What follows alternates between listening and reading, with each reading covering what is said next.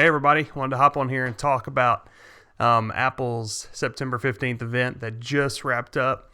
They did another recorded, not live in-person event out at Apple Park.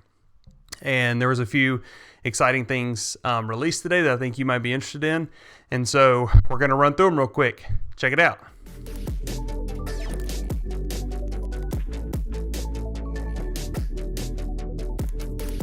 So first up, we have Apple Watch. So as we know, just see more and more Apple Watches every single day. Seems like everybody I know has one. So that product as a whole has been a huge success for Apple. Today they announced the Apple Watch Series 6 and the Apple Watch SE. So starting with the Series 6, it's kind of what you would expect. New sensors, new processor, all that. I think the coolest thing they've probably added, especially in the times of COVID or if you know anyone that has any sort of respiratory problems, is a blood oxygen sensor.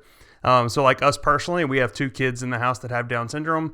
So anytime they get, a cough or anything like that, we have to really watch their blood oxygen level because it can dip low for them. So having that right there in your Apple Watch could be a real game changer, as well as having the ECG functions to notice if your heart rate goes up or down to a sort of extreme level. So all in all, a really nice update to the Apple Watch in the Series 6 with a new faster processor and all that. The Apple Watch SE is interesting because it basically has all of the functions of the Apple Watch Series 6 with the previous year's processor, which I think is the A5 or something like that processor. But it doesn't have the ECG or the blood oxygen sensor. So some people may not care about that. And that it might be worth saving that $130, $150 that you get there with the Apple Watch SE. Something interesting they also announced was, I think it was called family sharing. I'll have to go back and look at the presentation, but basically if you have an Apple Watch, you can share your account or your device with multiple people in your family, and they can have a cellular connection on their watch without having an iPhone or a phone at all. So the example they used was like elderly parents or your kids. So if I have an Apple Watch or an iPhone and I want my kids to have an Apple Watch, they can have that Apple Watch, be at school, receive text messages. You can get location notifications where you can set a geofence around their school for when they arrive or if they're going to practice or any of those things. But they don't have an iPhone in their pocket. So it kind of is an interesting way to me of bringing in like the connectivity that you might want with your kids that are younger without giving them a full iPhone because of all that's sort of wrapped up in that. But let's get to the most important thing. The thing you probably care about the most is the new iPads. First up was the iPad Cheap. That's what I call it. But it's the, 8th, 9th, 10th generation, whatever generation iPad it is. But it's the $329 iPad that I recommend so much here to folks in the enterprise. And because this device is just such a great value. And so they've continued on here where basically they upgraded the chip up to the A12 Bionic, which I think is basically around the same level as the current iPad Pros. And you still get the Apple Pencil. I believe they updated the screen a little bit too. But it's just an insane value for what you get at $329. And even cheaper if you have an enterprise discount. You're just getting a really incredible device here for a little over $300. The most exciting update for me is the new iPad Airs. So I'm a big fan of the iPad Pro. Hold on one second. I'll be right back. Okay, I'm back. So I needed this prop just to show you. The new iPad Airs have a similar design to the iPad Pro. So the sort of square edge design, and really one of my favorite designs that Apple's ever done. So the iPad Air has the look and feel of the iPad Pro.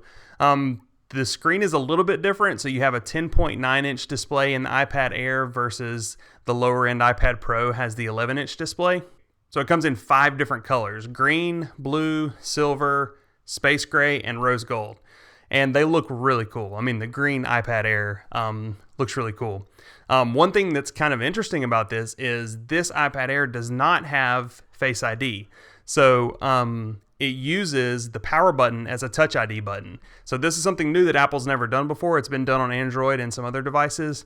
But basically the power button on the top of the device, you now put your finger on it that is your authentication point to get into the device, to do your Apple Pay, to do all that stuff. So that's kind of cool and interesting that on these lower tier devices, Apple is bringing Touch ID back, or they're maintaining Touch ID, I guess you should say, and they're not sort of bringing Face ID down to this lower level yet.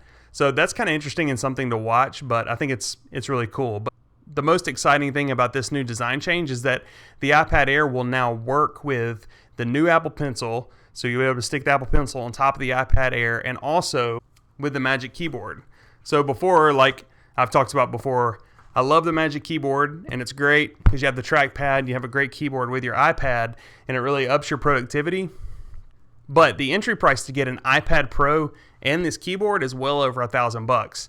So with the cheaper price of starting at $599 for the iPad Air, you can get basically this same setup for much cheaper, which I think is cool. You know, it's still a pretty steep hill to climb, but it's a pretty good deal.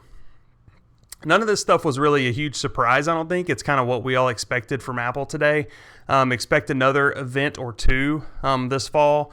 So an October event where they'll introduce the new iPhones, and then probably another event where maybe we get the Apple Silicon Macs that get announced. The only surprise from my perspective, I didn't expect this today, was that all of the new OSs are being released tomorrow on September 16th. So iOS 14, iPadOS 14, watchOS 7, and tvOS 14 are all coming out tomorrow, which is awesome.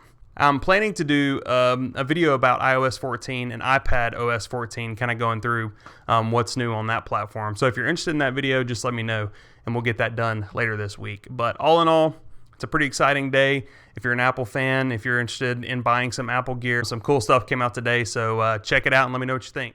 See you guys.